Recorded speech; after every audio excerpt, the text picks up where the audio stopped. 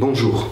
Je voudrais m'adresser à tous ceux qui me suivent sur Facebook suite au terrible attentat qui vient de se produire non loin de chez moi, à Saint-Étienne-du-Rouvray, à côté de Rouen.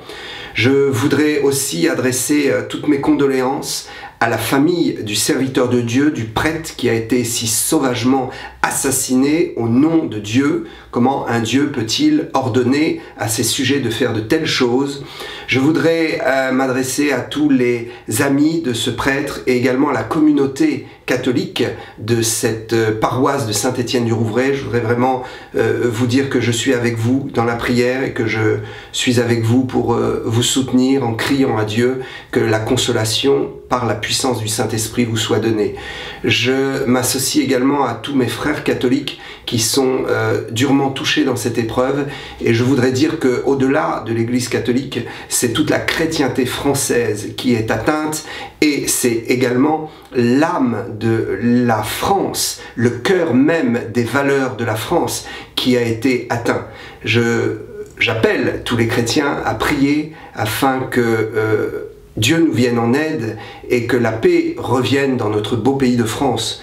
Mais je voudrais également m'adresser aux autorités et dire que nous, chrétiens, nous devons faire comprendre aux autorités de notre pays et aux élus que si notre rôle c'est de manifester la paix, de parler de paix et de prier, leur rôle à eux c'est d'assurer notre sécurité et de faire ce qu'ils doivent faire pour que enfin ces atrocités cessent. Je crois que nous avons les moyens en France de pouvoir intervenir et il est de la responsabilité de nos élus de nous protéger et enfin de passer à l'action pour que cela cesse.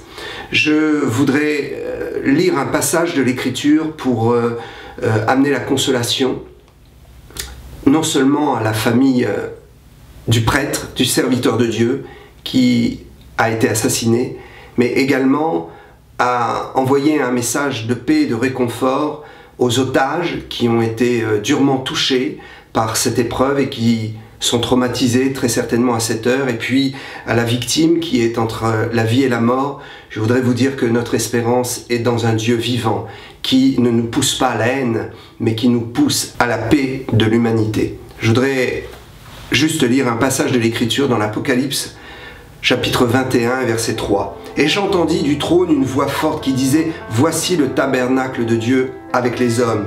Il habitera avec eux et ils seront son peuple. Et Dieu lui-même sera avec eux. Il essuiera toute larme de leurs yeux et la mort ne sera plus.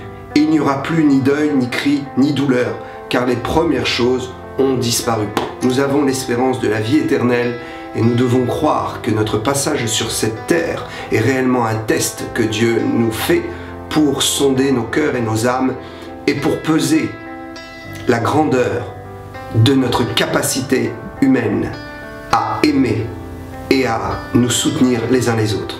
Que Dieu bénisse l'Église catholique, que Dieu bénisse la France et tous les chrétiens. Ensemble, nous allons vaincre le mal et nous allons surmonter nos épreuves. Que Dieu bénisse la France.